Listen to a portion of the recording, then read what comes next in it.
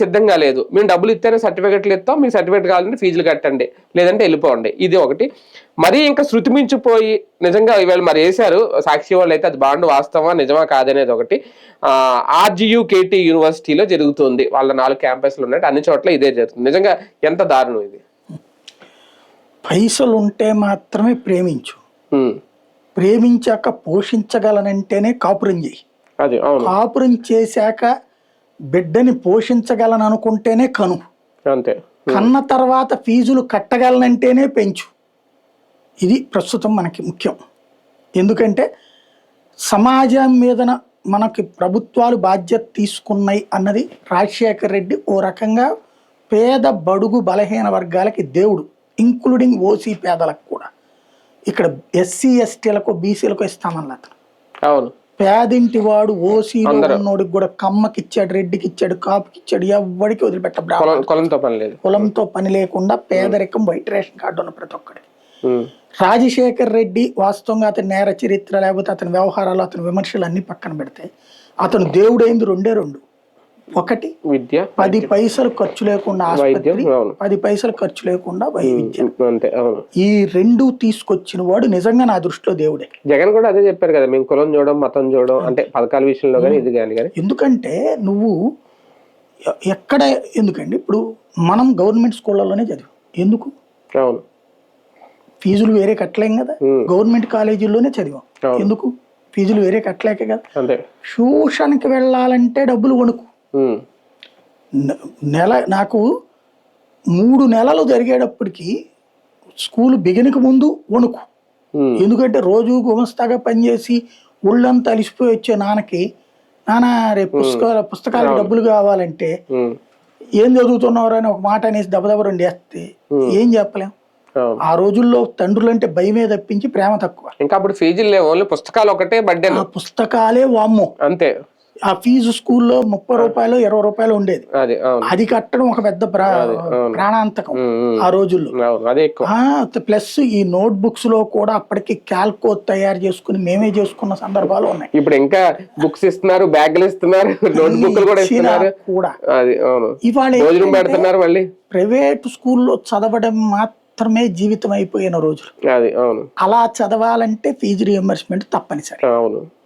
ఇవాళ డబ్బు లేదా నువ్వు వెళ్ళి గవర్నమెంట్ స్కూల్లో చదివించుకో, డబ్బు లేదా గవర్నమెంట్ కాలేజీలో చదివించు. అలాంటప్పుడు ఇంకా ఈ పథకం ఎత్తేస్తున్నామని అనౌన్స్ చేసేస్తే అయిపోద్ది కదా, చెప్పేస్తే అయిపోద్ది కదా. చెబితే జనాలు తిడతారు, చెప్పకపోతే కేవలం తిట్టుకుంటారు.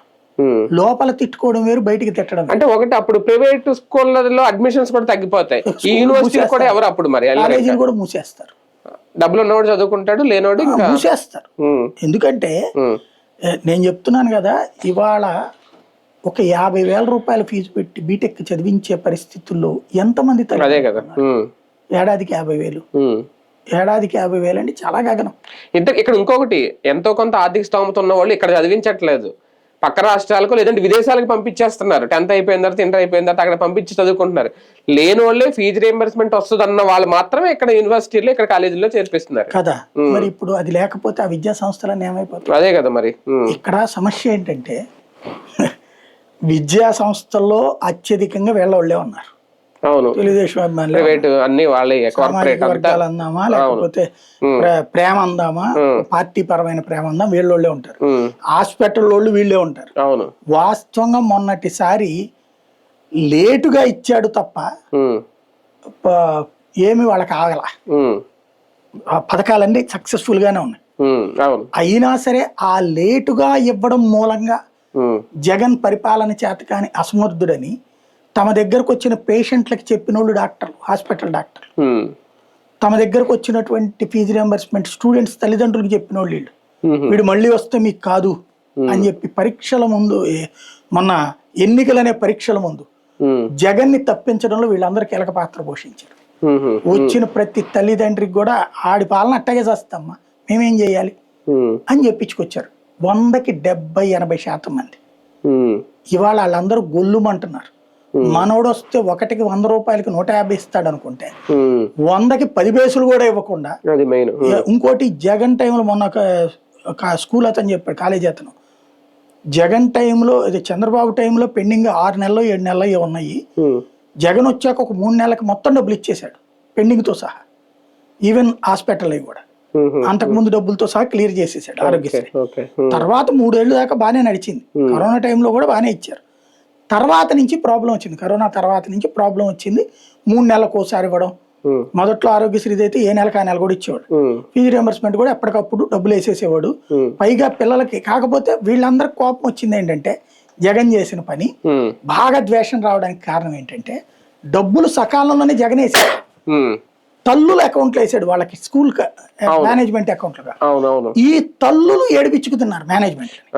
ఈ తల్లులు నీకు డబ్బులు ఇస్తారు, మాకు సంబంధం లేదు, మాకు జగన్ ఇచ్చాడు, మా పిల్లల్ని చదివిస్తున్నాను అని చెప్పిన అలాంటి వాళ్ళు, లేదా తెలిసి కూడా అయినా సరే ఈ ట్రిప్ నేను ఖర్చు పెట్టేసుకున్నానండి, ఆపేస్తారు మీ ఇష్టం, నెక్స్ట్ ట్రిప్ వచ్చిన దాంట్లో ఇస్తాం అని 3 కిస్తుల్లో 1 కిస్తీనే కట్టిన వాళ్ళు ఉన్నారు, 2 కిస్తుల్లోనే కట్టిన వాళ్ళు. ఆ తల్లులకి ఆ బిడ్డల పట్ల బాధ్యత లేదు, ఆ బాధ్యత రాహిత్యం జగన్ మీద ద్వేషంగా మారింది వాళ్ళకి. అందుకని వాళ్ళు కూడా నెగిటివ్ గానే చెప్పుకొచ్చారు, వాళ్ళ కోపం అది. ఇప్పుడు అసలు లేకుండా పోయింది. ఇప్పుడు మేబీ జగన్ టైంలో అంటే రాజశేఖర్ రెడ్డి టైంలో పిహెచ్డీలకు కూడా ఫీజు రియంబర్స్మెంట్ ఉంది. నాకు బాగా గుర్తు, ఒక అమ్మాయి బీఫామ్ చేసింది, ఎంఫామ్ అవసరం లేదండి తనకి, ఈ ఫీజు రియంబర్స్మెంట్ అని బీఫామ్ చేసింది. తను ఎంఫామ్కి సంబంధించిన 6 కాలేజీలోళ్ళు గొడవ, మా దాంట్లో చేరాడు, నా దగ్గర అంత డబ్బులు లేదని, డబ్బులు అక్కర్లేదమ్మా నువ్వు చేరితే చాలు అన్నారు. వేరే ఊరు నేను రాలేనండి అంటే, నీకు ఫీజు లేదమ్మా, నీకు హాస్టల్ డబ్బులు కూడా ఫ్రీ అమ్మా అని చెప్పారు. నా వల్ల కాదు, నేను అక్కడ దాకా మా వాళ్ళు పంపించరు అంటే, నువ్వు అడ్మిషన్ అయితే చాలు, నీకు తర్వాత పరీక్షల రోజున వద్దు కానీ అంతే, నీకు కావాలంటే మెటీరియల్ కూడా మేమే నీకు పోస్ట్కి పంపిస్తాం. చివరికి అమ్మాయి ఇంటి దగ్గర కూర్చున్న తర్వాత ఫార్మసీ పూర్తి చేసేసి, అలాగా వెంటపడి పీజీలు కూడా చేశారు. జగన్ వచ్చాక ఏమైందంటే ఆ ఫీజు రియంబర్స్మెంట్లో పీజీ తీసేశాడు, ఎవరికి చెప్పలా, పీజీ వాళ్ళకి డబ్బులు ఇవ్వడం మానేశాడు. దాంతో పీజీ లెవెల్ కట్ అయిపోయింది, పీజీలు పిహెచ్డీలు చేయడం కట్ అయిపోయింది, డిగ్రీ వరకు నడిచింది. ఇప్పుడు వీళ్ళు ఏం చేస్తున్నారు, డిగ్రీ వాళ్ళకి తీసేస్తున్నారు. ఇప్పుడు అమ్మ ఒడిని తల్లికి వందనం అని మార్చారు కదా, ఇంటర్మీడియట్ వరకు ఉంది అది. కాబట్టి స్కూలు ఇంటర్మీడియట్ వరకు ఇస్తారు వీళ్ళు. అవును అంతే. ఇంటర్మీడియట్కి మరి మొత్తం ఇస్తారా, 15,000 డబ్బులే ఇస్తారు. 15 కూడా కాదు, 13. అదే 13,000 రూపాయలు ఇస్తారు. అంటే 30,000, 35,000, 50,000 అట్లా ఎంత ఉంటే అంత లేదు. అది ఫీజు రియంబర్స్మెంట్ డబ్బులు మామూలుగా అయితే అమ్మ ఒడి 10th వరకే, ఇంటర్మీడియట్ వాళ్ళకి ఫీజు రియంబర్స్మెంట్ ఇచ్చేవాడు ఇంటర్ డిగ్రీ జగన్. అప్పుడు ఇంటర్మీడియట్ గనక 50,000 ఉందంటే 50,000 రూపాయలు ఫీజు, 30,000 ఉందంటే 30,000 స్కూల్లో చేరిన దాన్ని బట్టి కట్టారు వాళ్ళు. అంటే విద్యా దీవెన, వసతి దీవెన అని సెపరేట్ ఇచ్చారు, హాస్టల్లో ఉండే వాళ్ళకి ఇచ్చారు. కాబట్టి అప్పుడు అట్లా ఇచ్చారు. వీళ్ళు ఏంటంటే డిగ్రీ శాంతం ఆపేశారు, ఇంటర్మీడియట్ లో కూడా మినిమం 12,000 ఇస్తారు, 13,000 ఇస్తారు. అది అంతవరకు, మిగతాది మీరు పెట్టుకోండి. అది అంటే ఈ బకాయిలు పెరిగిపోతున్నాయి రోజు రోజుకి, ఈ బకాయిలు క్లియర్ చేయాల్సిన బాధ్యత ప్రభుత్వానికి ఉందా, లేదు మేము ఇది హామీలో లేదు కాబట్టి ఎక్కడా ప్రకటించలేదు కాబట్టి ఇంకా దాన్ని వదిలేస్తా ఉంటారు అంటే మీడియా వాళ్ళు మోసం చేస్తారండి. విద్యాశాఖ ఎవరు చెప్పాడు బకాయి అని, నేనేమన్నా రాసి ఇచ్చానా నీ దగ్గర ఫీజు రియంబర్స్మెంట్ తీసుకొని, రాసినప్పుడు బకాయి. అలాంటప్పుడు యూనివర్సిటీలు కూడా ముందు ఫీజు కట్టి జాయిన్ చేయించుకోవాలి. మరి అదే చెప్తున్నా, ఇప్పుడు ఓకే, ఈ పాత బకాయిల గురించి మాట్లాడుతున్నాను. తెలియదు కదా పథకం అని వాళ్ళకి కాగితం రాలా. అవును, కాబట్టి కానీ పెంచుకోమని కూడా చెప్పలేదు. జగన్ టైంలో బకాయిలు వదిలేద్దామండి. ఇప్పుడు ఈ 2 ఏళ్ళు జగన్ టైంలో 1 year బకాయి, మరి ఇప్పుడు ఈ 2 ఏళ్ళు వాళ్ళు ఇచ్చారు కదా, ఫీజు రియంబర్స్మెంట్ వస్తుందనే కదా అడ్మిషన్స్ ఇచ్చారు. ఎవరు చెప్పారు నీకు, ఏమైనా గవర్నమెంట్ చెప్పింది ఫీజు రియంబర్స్మెంట్? అలాగని చెప్పి గవర్నమెంట్ ఆ జీవో రద్దు చేయలేదు, ఆ పథకం ఏం క్యాన్సిల్ చేయలేదు కదా. జీవో అనేది ఆ ఏడాదికి ఉంటది కానీ కొత్తగా ఏడాదికి మొత్తానికి అని రాదుగా. మరి ఇక్కడ తప్పు ఎవరిది, యూనివర్సిటీలదా, చేరిన విద్యార్థులదా, ప్రభుత్వందా, ఎవరిది తప్పు? అందరిది తప్పే. ఫీజు రియంబర్స్మెంట్ ఉందో లేదో ప్రభుత్వాన్ని అడగలేను, కానీ అక్కడ మోసపోతున్నది స్టూడెంట్, నష్టపోతున్నది స్టూడెంట్. అక్కడ నమ్మినే మోసపోయారు, ఓటేసినప్పుడు తెలియదు అది. ఇంతకుముందు అనేక పథకాలు ఎత్తేసరి ఎత్తర్లే అనుకున్నారు, ఫీజు రియంబర్స్మెంట్ ఆరోగ్యశ్రీ ఎత్తర్లే అనుకున్నారు. కానీ ప్రభుత్వం ఏం ఆలోచించింది, ఫీజు రియంబర్స్మెంట్ ఇచ్చాడు, ఆరోగ్యశ్రీ ఇచ్చాడు, అమ్మఒడి ఇచ్చాడు, నవరత్నాలు ఇచ్చాడు, అయినా సరే ఆ నోడగొట్టారు, 11 సీట్లకే పరిమితం చేశారు. మనం ఇస్తే ఏంటి, ఇవ్వకపోతే ఏంటి, ఓటు ఎందుకు వేశారు, ఎమోషన్తో వేశారు. మనం ఇప్పుడు మధ్యలో మన పవన్ కళ్యాణ్ ఉంటాడు, కాసేపు ఎమోషన్ పండిస్తాడు, మధ్యలో చంద్రబాబు గారు అనిత గురించి ఇంకోటో పెట్టి ఎమోషన్ పండిస్తారు. లోకేష్ గారు ఒక ఎమోషన్ పండిస్తారు. ఎమోషన్ మీద ఓట్లు వస్తున్నప్పుడు సంక్షేమం ఎందుకు చేయాలి మనం అనే లెక్కన ఉన్నారు. కానీ ఒక స్టూడెంట్ ఇలాగా బాండ్లు రాయించుకోవడం, సంతకాలు పెట్టించుకోవడం ఒక రకంగా అది నేరం అవుతుందా? ఎందుకు అవుతుంది? తన ఫీజు తనకు కట్టించుకోవాలి. అది ఏమన్నా కాబోలు వ్యాపారం ఏం కాదు కదా, వడ్డీ వ్యాపారం ఏం కాదు కదా. అవును, నువ్వు చేరేటప్పుడు ఇప్పుడు మన దగ్గర మనం ఫీజులు కట్టేటప్పుడు ఏం చేసాం, అప్పులు తెచ్చి నాన్న ఎక్కడి నుంచినో ఇచ్చేవాడు. అవును, అంతే. అది నువ్వు యూనివర్సిటీ వాడి దగ్గర అప్పు తీసుకుంటున్నావు. ఓ రకంగా పాపం వడ్డీ లేకుండా అప్పిస్తున్నాడు అతను. అంతే సఫర్ అవుతోంది అతను. అంటే రేపు పొద్దున వీళ్ళకి కట్టకపోతే వాళ్ళు కేసులు వేస్తారా ఈ పట్టుకుని వెళ్ళి? ఏం చేస్తారు, కేసులు దేనికి నేలకి తీసుకోవడానికి కూడా పనికిరావు. ముందు ఏదో ఒకటి రాయించుకుని సర్టిఫికెట్ ఇచ్చినందుకు సంతోషం. అంతే, అలా ఫీల్ అవ్వాలి. అలా ఇస్తే సంతోషం, అలా ఇవ్వకపోతే కర్మ.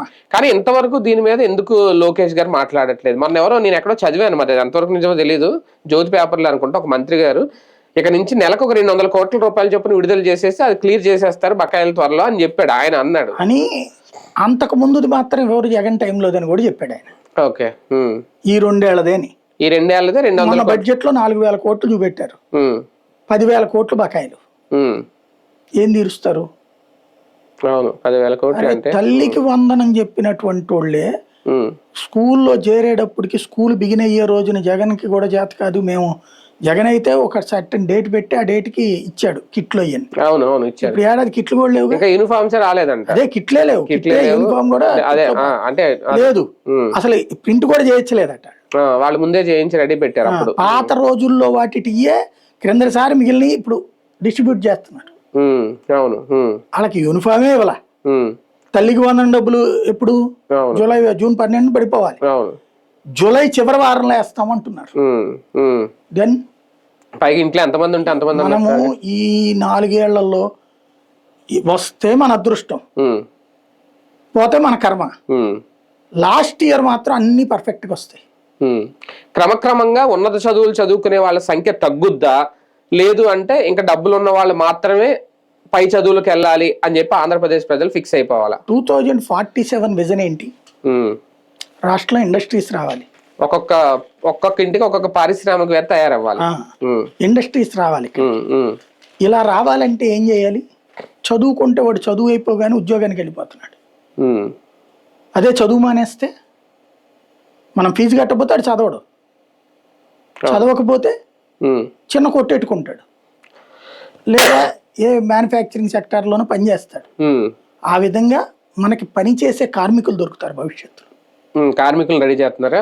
కూలీలకి మన దగ్గర ఇక్కడ కూలీ కరువా? బీహార్ రోడ్, ఛత్తీస్గఢ్, అమరావతిలో మనుషులు ఎందుకు అయిపోయింది, పని ఎందుకు లేట్ అవుతుంది, మనుషులు దొరక్క.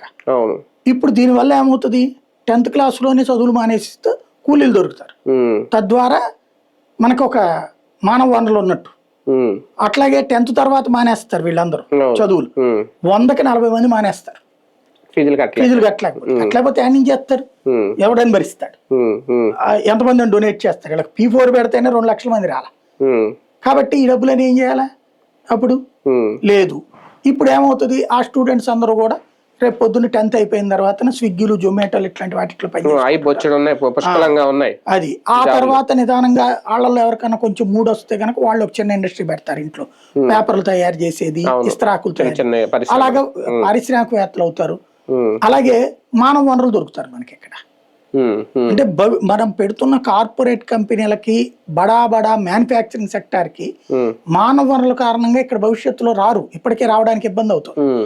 ఎందుకని ఒరిస్సా పెడుతున్నారు, ఎందుకని తమిళనాడు పెడుతున్నారు, ఎందుకు బీహార్ పెడుతున్నారు, దొరుకుతున్నారు. మన దగ్గర దొరక్క ఇబ్బంది పడుతున్నారు. కాబట్టి మానవ వనరులు ఉంచాలంటే మనం చదువుకి ఫీజులు కట్టకూడదు, తద్వారా డబ్బులు మిగిలితే రోడ్లు వేద్దాం. రోడ్లు వేస్తున్నారు కదా, మరి ఆ ఫీజులు ఆపబట్టినే కదా. నేను ఇంత ముందు ఒకసారి మీకు గతంలో జగన్ ఇష్యూలో డిబేట్ చేసినప్పుడు రోడ్డు వేయట్లేదు ఎందుకన్నప్పుడు నేను చెప్పా, ఒక్కసారి ప్రజలందరూ నాకు ఒక్క ఏడాది పాటు మాకు ఏ పథకాలు వద్దండి అని చెప్పానండి. రాష్ట్రంలో ఒక్కటంటే ఒక్క రోడ్డు కూడా ఖాళీ ఉండదు, అన్ని రోడ్లు వేసేయచ్చు. ఏడాదికి 45,000 కోట్లు, మంచి సోలార్ వీధి లైట్లు పెట్టొచ్చు, అందంగా 45,000 కోట్లు ఒక్క ఏడాది మాకు ఏ డబ్బులు వద్దయ్యా నువ్వు చెయ్యానండి. జగన్ మొత్తం కనుక రోడ్లు వేసేయకపోతే అడగండి అన్న నేను, నీకు గుర్తుంటే కదా. ఇప్పుడు ఏంటి, అడగకుండానే వీళ్ళు పథకం ఆపి రోడ్లు వేస్తున్నారు, అది డైవర్ట్ చేస్తున్నారు. కానీ వాళ్ళ పాపం రోడ్డును పడుతున్నారు స్టూడెంట్స్, కార్మికులు, భవిష్యత్ కార్మికులు. అదే ఇక్కడ విద్యార్థులు. రైట్, చూద్దాం. మొత్తానికి స్టూడెంట్స్ అయితే సఫర్ అవుతున్నారు, సర్టిఫికెట్లు రాకపోవడం, పైగా కొన్ని యూనివర్సిటీలు ఇలాగా 100 రూపాయల స్టాంప్ పేపర్ల మీద సంతకాలు పెట్టించుకొని మీరు 2 లక్షల బకాయి ఉన్నారు యూనివర్సిటీకి, 3 లక్షల బకాయి ఉన్నారని చెప్పి అప్పుడు ఆ స్నాతకోత్సవంలో పాల్గొనిస్తున్నారట. మరి నిజంగా అన్యాయమా, దుర్మార్గమా? లేదు, ఇక నుంచి ఫీజు రియంబర్స్మెంట్ రాదు అని ఫిక్స్ అయిపోయిన వాళ్ళు మాత్రమే ఉన్న చదువులకు వెళ్ళాలి. ప్రజలు డిసైడ్ చేసుకోవాలి.